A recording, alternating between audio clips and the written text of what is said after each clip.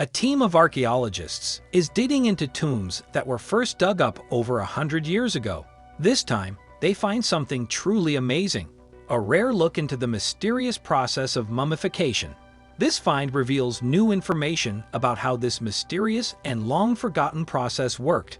Archaeologists in Egypt made a surprising find that could help them figure out how mummification works.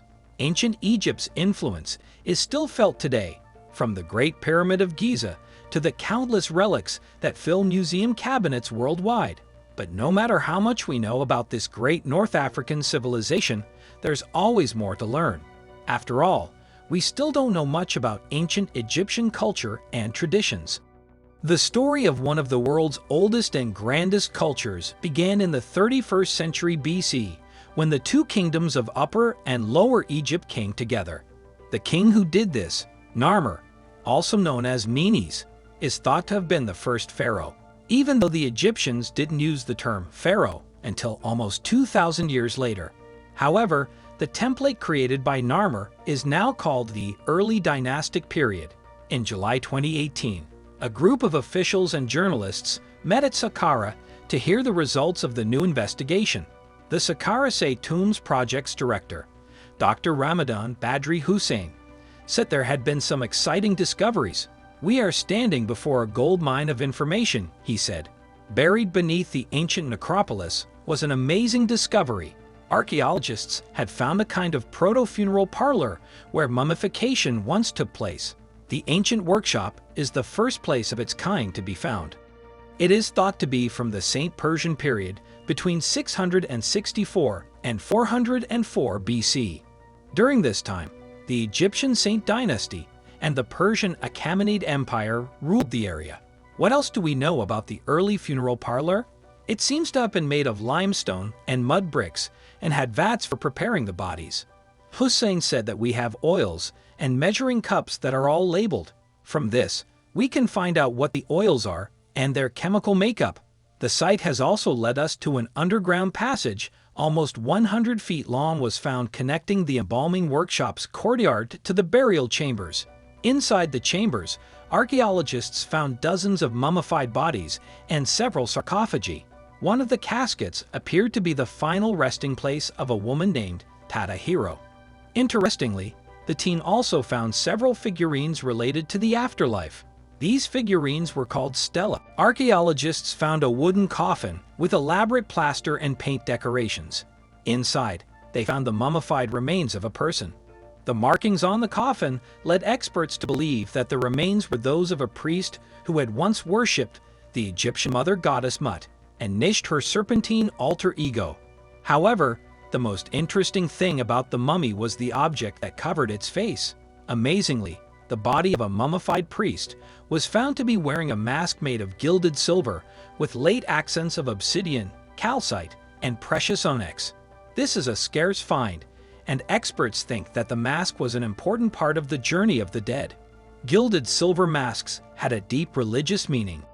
Hussein told Archaeology magazine that Egyptian religious texts say that God's bones are made of silver, and their flesh is made of gold. A mummy mask made of silver and gold is a step toward turning the dead person into a god. But it doesn't look like only priests and nobles were buried at this site. There are clear social differences between the mummies and the shafts. Hussein told the people gathered at Sakara that mummification took place above ground and that some people buried there were in private or shared chambers. For Hussein and his team, the discovery is a great chance to learn more about ancient Egypt. In particular, it gives new insights into how this culture thought about death. The archaeologists' success has also been a good way to get people interested in their work. Show how going back to old sites with new technology can be beneficial. Egypt needs a second round of excavations that focus on the old sites that were looked at in the 1800s, Hussein said. We can use new examination and documentation techniques, and it will be fruitful every time we find new things left behind, he added. In the meantime, experts plan to keep looking at Sakara. According to Egypt's Supreme Council of Antiquities head, Dr. Mustafa Wazri, the site could still lead to many more exciting discoveries. In 2011, protests against police brutality in Egypt turned into a full-blown revolution. When looters took to the streets, Sakara's storerooms were broken several times. Other Egyptian archaeological sites, like the cemetery at Dahshur and the burial mounds at Lisht, were severely damaged. During the revolution, most of Sakara's monuments stayed in good shape. But there was still political unrest in the area, and people stopped coming to see the ancient ruins before the French Revolution.